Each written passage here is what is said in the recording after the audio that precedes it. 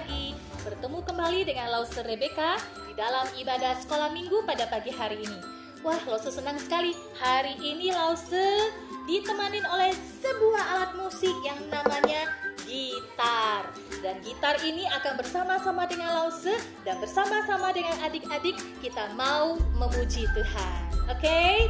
Nah, adik-adik, kita sebagai anak-anak Tuhan, kita yang sudah menerima kasih dan karunia Tuhan, terlebihnya adalah penebusan yang Tuhan Yesus lakukan di atas kayu salib untuk menebus kita dari dosa-dosa kita, dan kita sudah diselamatkan. Oleh sebab itu, di dalam hidup kita sebagai orang percaya harus menghasilkan buah roh. Buah roh itu harus mengalir di dalam hidup kita. Buah roh itu seperti apa? Yuk kita nyanyikan lagu ini.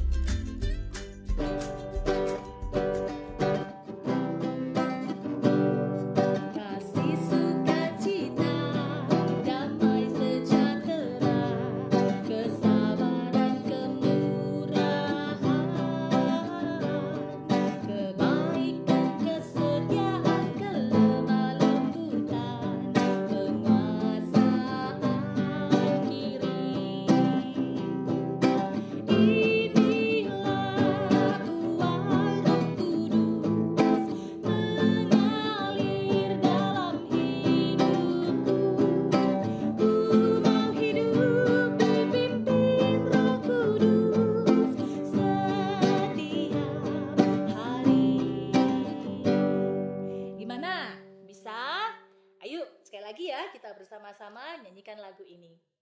Buah Roh Kudus.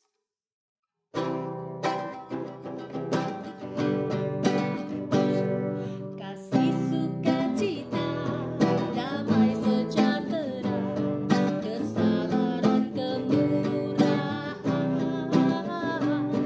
kebaikan, kesetiaan, kelemah lembutan, penguasaan diri. Inilah buah Roh Kudus mengalir dalam hidupku. Ku mau hidup dipimpin Roh Kudus setiap hari. Inilah buah Roh Kudus mengalir dalam hidupku. Ku mau hidup dipimpin Roh Kudus setiap hari. Yuk kita berdoa. Terima kasih Bapa di surga untuk kasih setiamu kepada kami. Kami mengucap syukur karena pagi hari ini Tuhan, Engkau masih memberikan kepada kami nafas kehidupan yang baru. Kami mengucap syukur karena sepanjang minggu yang telah berlalu, Tuhan Engkau senantiasa menyertai kami, menjaga kami.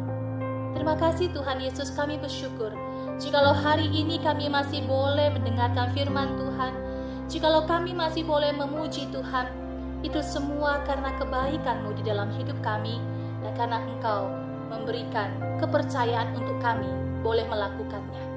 Terima kasih Tuhan Yesus, kami mau terus memuji Engkau dan kami mau menjadi anak-anak Tuhan yang hidup kami selalu menyenangkan hati. Terima kasih Tuhan Yesus, ini doa ucapan syukur kami. Di dalam nama Tuhan Yesus kami berdoa. Amin.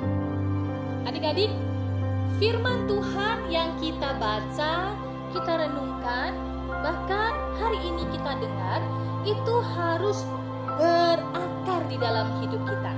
Ia berakar, bertumbuh, dan berbuah banyak. Yuk kita nyanyikan lagu ini, firman Tuhan ada di hatiku.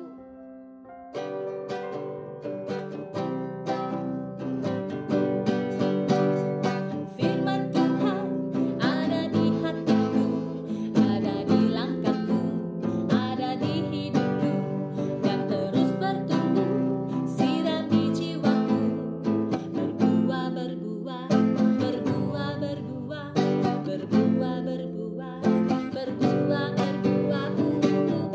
Ayo adik-adik,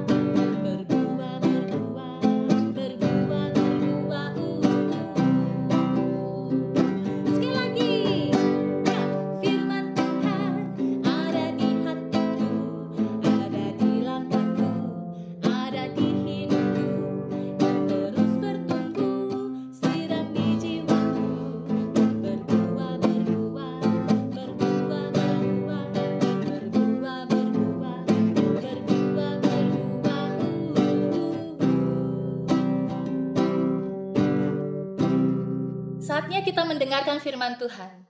Yuk, mari kita siapkan hati kita dengan sungguh untuk mendengarkan firman Tuhan, menerima firman Tuhan, dan taruh di dalam hati kita, supaya firman Tuhan itu tinggal tetap di dalam hati kita.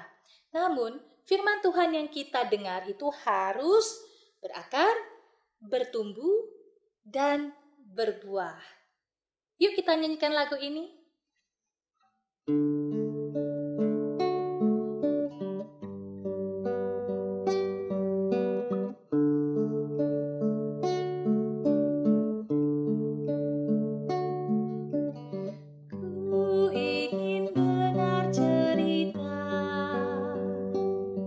Tentang perbuatan Allah, biarlah cerita itu tetap tinggal dalam hatiku sampai selama-lamanya.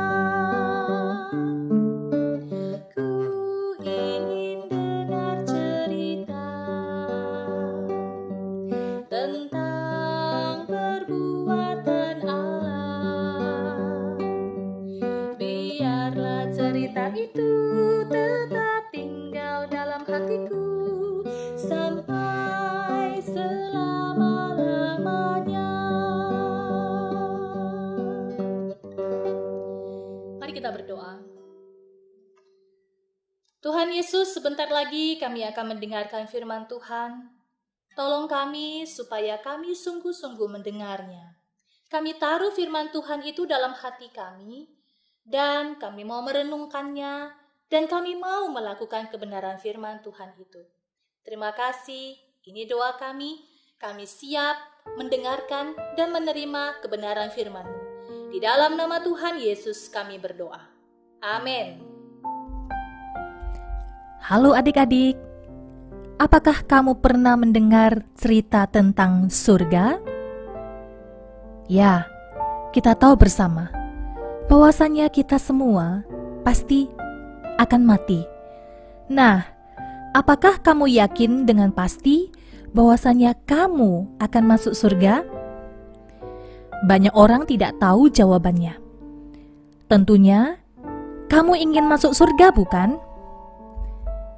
Nah, adik-adik, jika Allah bertanya, "Apa alasan aku mengizinkan engkau masuk ke surgaku?" Orang berkata, kita harus taat pada orang tua, rajin berbuat baik, jadi anak pintar, tidak nakal. Tapi, kita harus sebaik apa? Nah, hari ini ada kabar baik yang harus kita tahu. Surga adalah hadiah gratis dari Allah. Yang namanya hadiah berarti gratis, tidak perlu membayar apa-apa. Surga tidak diperoleh karena kita sudah berbuat baik, seperti rajin berdoa, rajin beribadah, melakukan perintah Allah, dan lain sebagainya. Surga juga tidak dapat kita dapat karena kita layak menerimanya. Seperti menjadi anak yang rajin, anak pintar, suara bagus, pendiam, tidak nakal, dan lain sebagainya. Tapi semua orang tidak dapat masuk surga.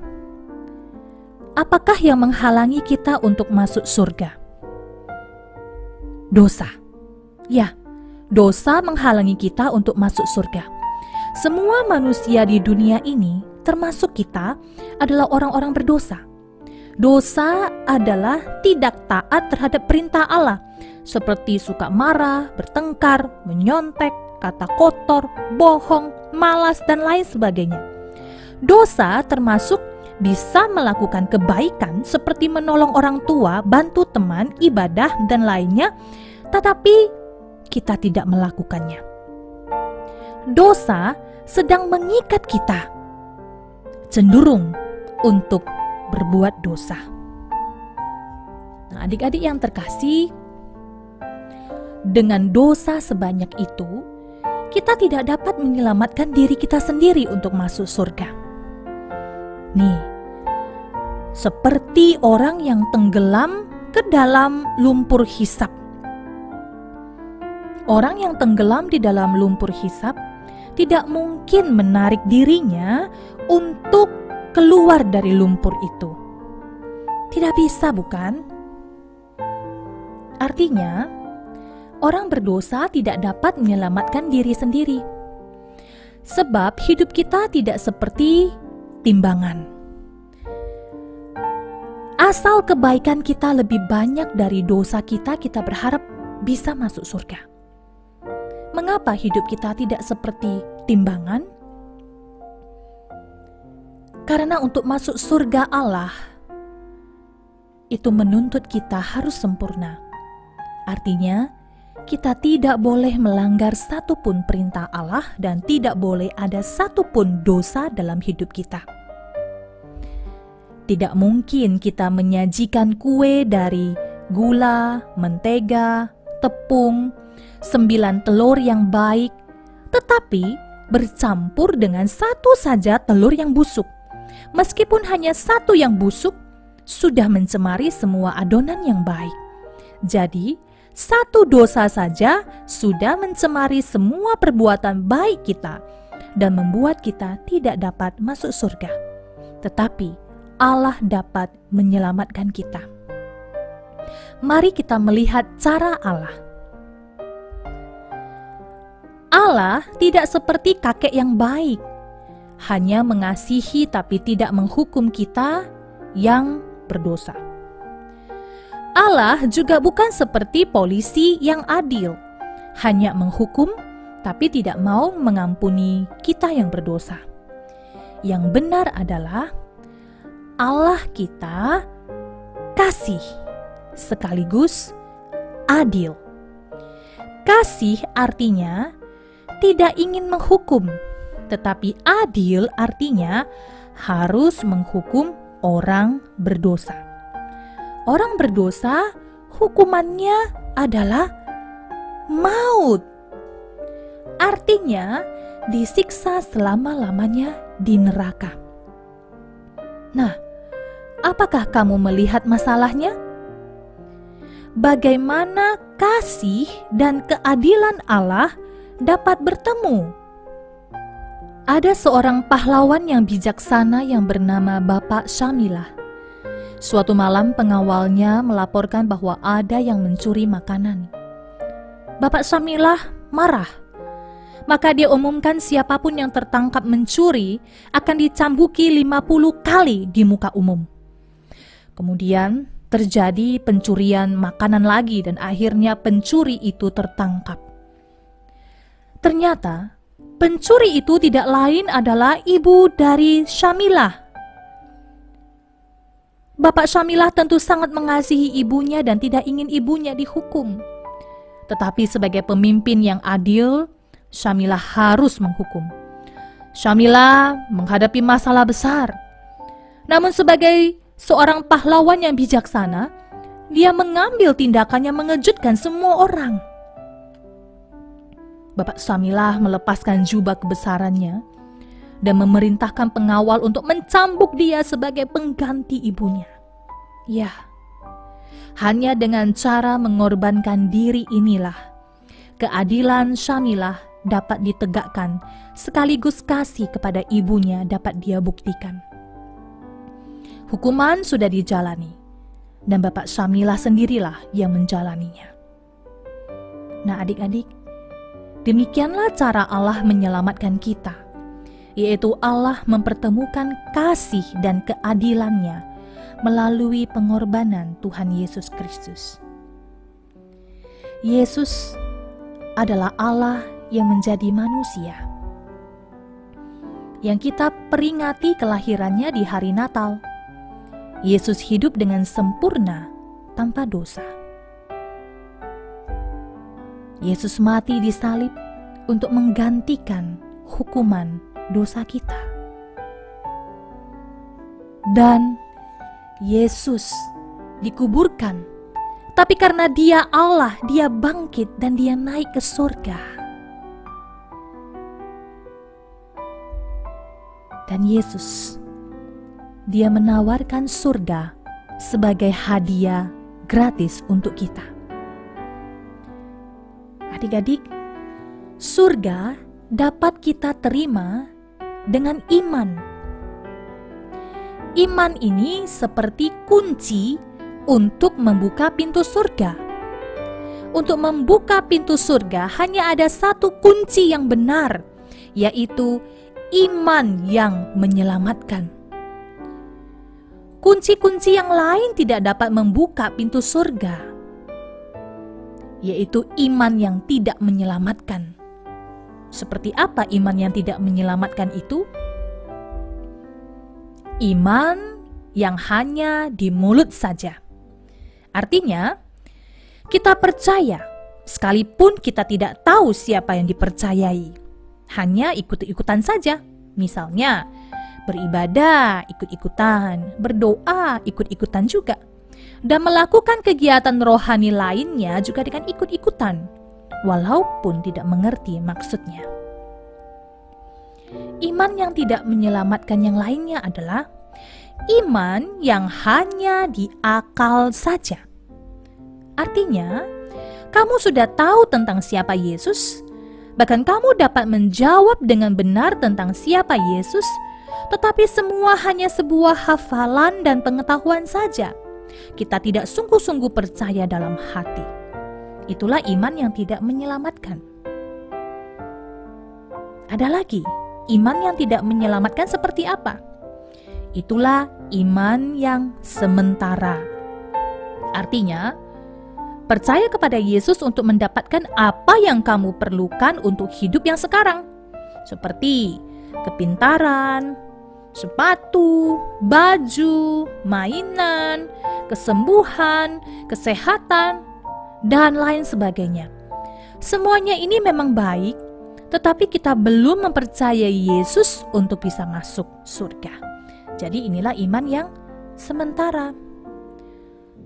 Tapi iman yang menyelamatkan adalah percaya dengan segenap hati kepada Tuhan Yesus saja sebagai Tuhan dan Juru Selamat yang sudah mengampuni semua dosa-dosa kita untuk kita bisa masuk surga. Bukan karena kita sudah berbuat baik. Nah, adik-adik yang terkasih, ada seorang bapak bernama Charles Blondin. Dia adalah seorang akrobatik yang sangat hebat. Dia membuat suatu pertunjukan dengan akan berjalan di atas kabel melintasi air terjun Niagara. Sambil apa? Sambil mendorong kereta yang bermuatan pasir. Ketika Bapak Blondin berhasil, semua penonton yang melihat bersorak-sorai. Kemudian manajernya berkata, "Apakah penonton percaya bahwa Bapak Blondin juga bisa menyeberangkan orang melintasi air terjun?" Wah, dengan senang hati semua penonton berkata, "Ya, kami percaya." Kemudian manajer dari Bapak Blondin ini berkata, "Ayo sekarang, siapa yang mau ikut?" Ternyata tidak ada yang bersedia. Tiba-tiba ada teriakan seorang anak mengatakan begini, "Saya mau, saya percaya, saya mau ikut." Dan Bapak Blondin ini berhasil menyeberangkannya dengan selamat. Penonton pun bersorak. Penonton memang percaya, tetapi hanya anak ini yang bersedia mempercayakan diri sepenuhnya kepada Bapak Blondin. Jadi, iman yang menyelamatkan bukan seperti penonton yang percaya hanya di mulut atau di akal saja, tetapi harusnya seperti anak itu, mempercayai Yesus dengan segenap hati sebagai Tuhan dan Juru Selamat yang dapat mengampuni semua dosa kita dan membawa kita masuk surga. Apakah kamu dapat mengerti bagaimana bisa masuk surga? Apakah kamu mau menerima hadiah gratis yaitu surga? Nah, ini caranya. Percaya kepada Yesus yang sudah mengampuni semua dosa kita untuk membawa kita masuk surga. Bukan karena kebaikan kita loh, bukan. Dan kamu mau menerima Tuhan Yesus sebagai Tuhan dan Juru Selamat dalam hati. Ingat, bukan hanya mengaku di mulut ataupun pengetahuan kita saja. Dan tentunya, bertobat.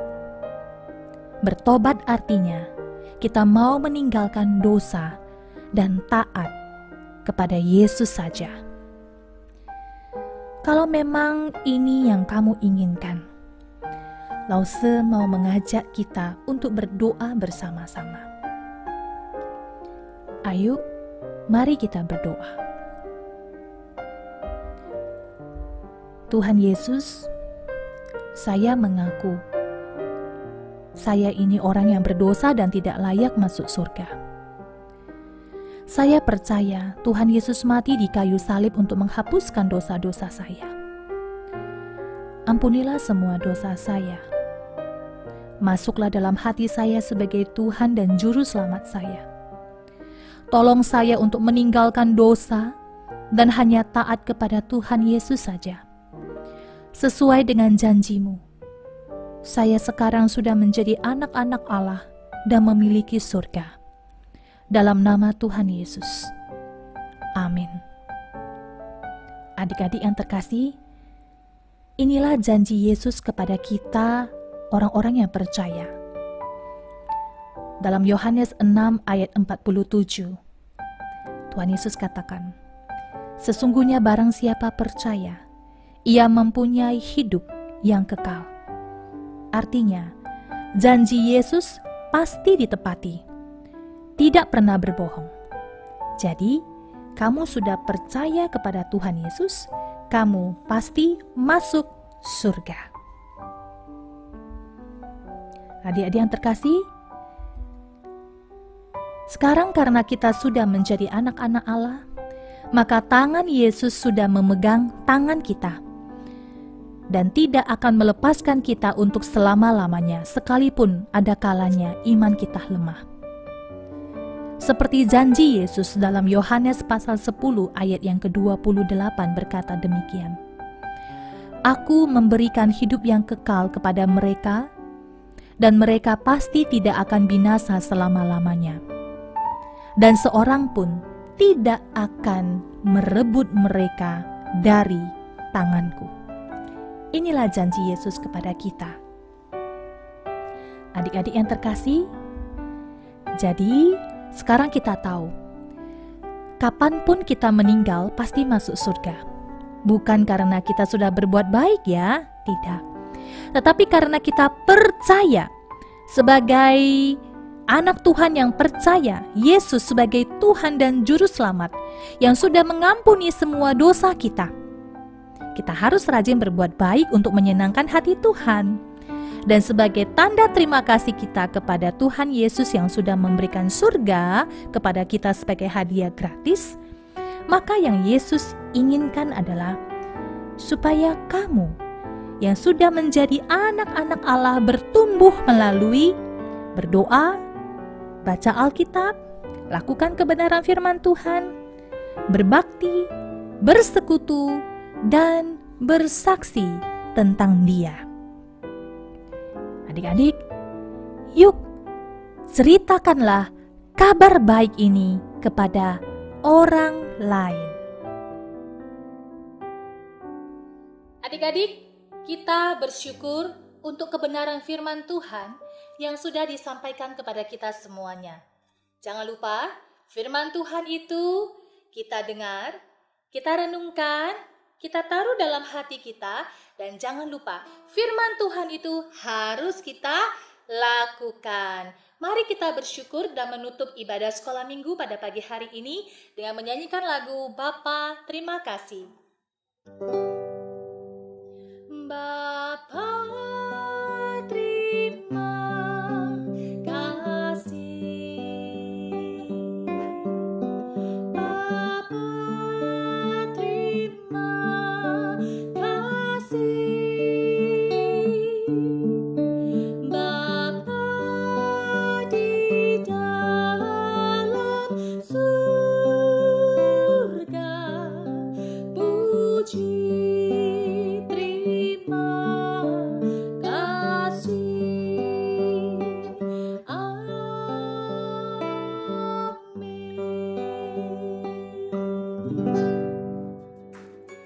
adik-adik, jaga kesehatan, tetap beraktivitas seperti biasa di dalam rumah. Jangan lupa rajin berdoa, baca firman Tuhan, dengar-dengaran nasihat papa dan mama. Gak boleh bandel ya. Baik, mari lakukan kebenaran firman Tuhan. Sampai jumpa.